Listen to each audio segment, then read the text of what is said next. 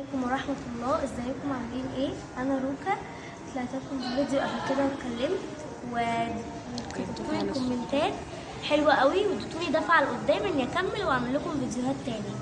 والنهاردة هعمل لكم فيديو زي ما وعدتكم على حساسية القمح اللي عندي، وهي برضو حاجة مش بسميها مرض او حاجة مختلفة عن الناس. هي حاجة عادية خالص ومتعايشة بيها برضو، وهي عندي هي والسكر زي ما اتكلمنا المرة اللي فاتت. انا روكا، هي روكا تبقى رؤية محمود.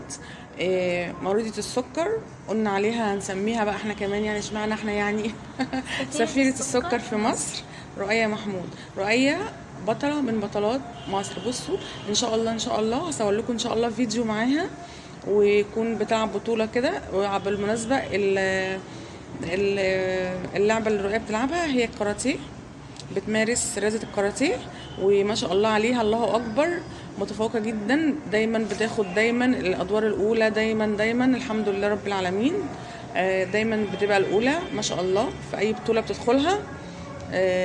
وإن شاء الله نعمل إن شاء الله فيديو وهي إن شاء الله بتحصل إن شاء الله على بطولة، يا رب بإذن الله يا رب. البطولة اللي جاية بإذن الله. فهي النهاردة بقى تتكلم معانا وتقول لنا إيه حكاية حساسية القمح كمان، بجانب السكر كمان اللي عندها كمان حساسية قمح. وبعدين هي متعايشة معاهم الاتنين. بصوا انا مش عايزة يعني عايزة اقول لكم ما شاء الله ولا قوة الا بالله. ربنا يا رب يعافيها ويعافي كل الناس يا رب. هي متغلبة عليهم والحمد لله، وان شاء الله ان شاء الله في تقدم دايما. يلا يا روكا اتفضلي اشرحي لكل اصحابك وحبايبك. انا مريضة سيلياك. اللي اكتشفوا الدكتورة بتاعتي بتاعت السكر هي اللي مكتشفة المرض بتاع السيلياك. كنت في يوم ان السكر عالي برضو قوي، ولما رحت للدكتورة قالت ان احنا المفروض نعمل تحاليل لكل الحساسيات. طلع ان انا عندي حساسية القمح اعلى حاجة، ان البطن ما بتقدرش تهضم القمح كويس، او الحاجة اللي فيها قمح بتدخل لي بتعلي السكر. فالدكتورة بعديها مشيتني على النظام ده، وبرضو كنت عندي بقى 5 سنين، وبعديها خفيت منه ورجعت تاني اكل الاكل القمح عادي. ولسه حصل لي بقى الدروب ده حصل لها لسه السنة دي.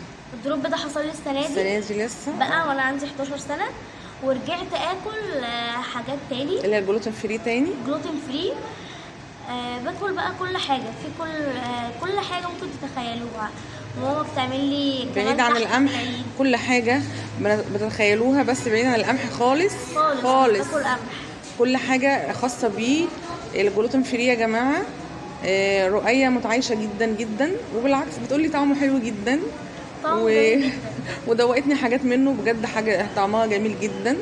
بس للأسف الحاجات دي مش منتشرة قوي، فيها أماكن قليلة جدا. في حدائق الزيتون اماكن يعني هي قليله. اماكن قليله بيروحوا يعني من مشوار من هنا لهنا عقبال ما يجيبوا الكميات اللي هم محتاجينها. مش كده يا روكا؟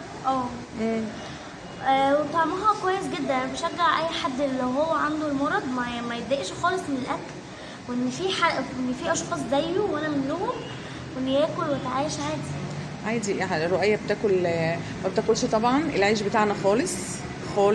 كل عيش عيش مخصص ليا وطعمه حلو جدا بالدقيق طبعا الخاص بيها اللي هو الخالي من الجلوتين فري. واي حاجه خاليه من الجلوتين هي اللي الرؤية بتاكلها.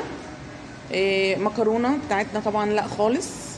ايه تاني يا روكا؟ الجبن برضو، الجبن ما بتاكلش الا الجبن اللي هي الخاليه برضو من الجلوتين.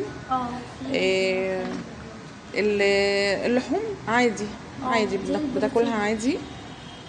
كل انواع اللحوم والاسماك عادي. الحلويات برضو ما بتاكلش كل الحلويات بتاعتنا. الشيف اللي انا بشتري من عنده بيعمل الحلويات وانا بشتريها بتجيب الكميات طبعا. ماما بتجيب الكميات اللي هي تكفيها، او اللي هي تكفيكي يعني عادي متعايشين يعني. والمكرونه برضو مش هي نفس المكرونه العاديه اللي احنا بناكلها، لا داخل لها قمح. المكرونه العاديه خاليه برضو من الجلوتين على فكره. حتى الحلويات يا جماعه اللي برضو ولاد بياكلوها، اللي هي الحاجات اللي بنجيبها من الولاد بيجيبوها من السوبر ماركت، اللي هو الشيبسيهات كل ده. الشوكولاتات الكلام ده كله. برضو عندك برضو حاجات خاصة بيكي انت؟ ما بتتباع برضه في المتجر اللي انا بجيب ما منه. بتجيبيش من عندي اي حد؟ من عند اي بقالة لا.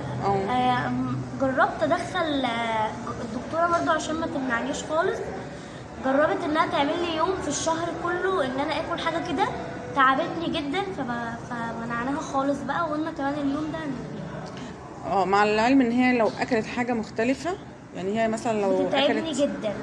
لو اكلت مثلا مكرونه، معلقه مكرونه مثلا من الاكل بتاعنا الطبيعي العادي، المكرونه دي بتعمل لك ايه في معدتك، وبتخلي الدنيا عامله ازاي بقى مع السكر ومع هي بتعلي السكر وبتوجع لي المعده، بيبقى فيها ميكروب بحتاج حقن عشان تهضمها.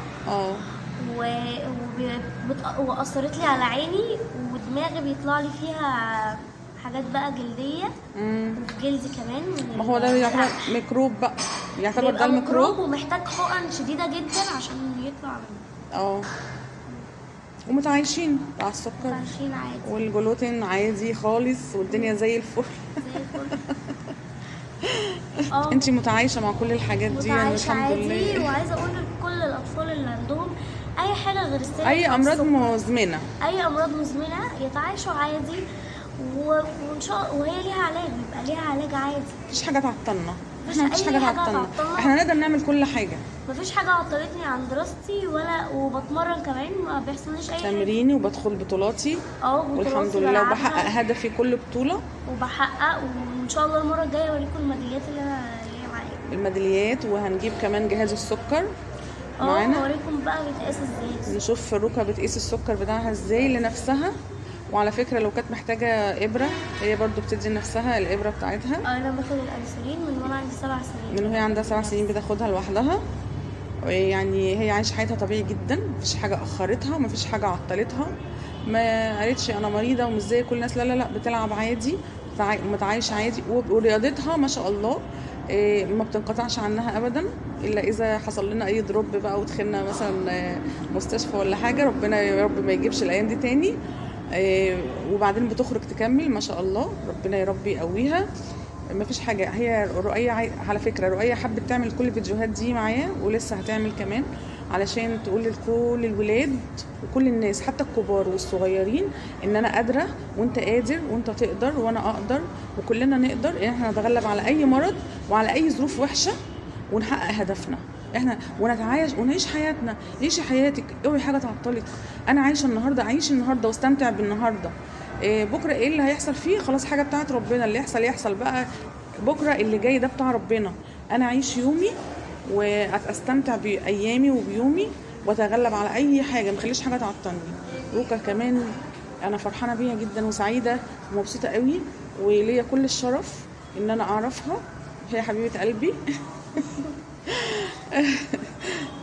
المرة الجاية بقى هوريكم وانا بقيس السكر وباخد الانسولين، وهنتكلم اكتر واكتر، وهجيب لكم الميداليات زي ما وعدتكم بقى واوريها لكم. الميداليات بتاعتها الله اخدتها. محتاجة برضو كومنتات حلوة على الفيديو ده كمان، عشان اعمل لكم فيديوهات تاني كتير. لا، كومنتات تشجيعية بقى، عايزين نشجع روكا وندعمها على قد ما نقدر ان شاء الله يا حبيبتي. كل الناس اللي بتشوفنا تدعمك، وعلى فكرة فرق معاها جدا جدا، بقت مبسوطة وهي بتقرا كل الكومنتات اللي انتوا بتكتبوها. قريت كومنتات كتيرة قوي قوي من بتاعتكم، واتبسطت بيها قوي. خلاص يلا نقصر الكلام بقى مع رؤية. على فكرة هي وراها تمرين دلوقتي حالا. بعد يلا يا روكا، يقول لاصحابنا باي باي، ونشوفكم ان شاء الله في الحلقة الجاية. باي باي. باي باي.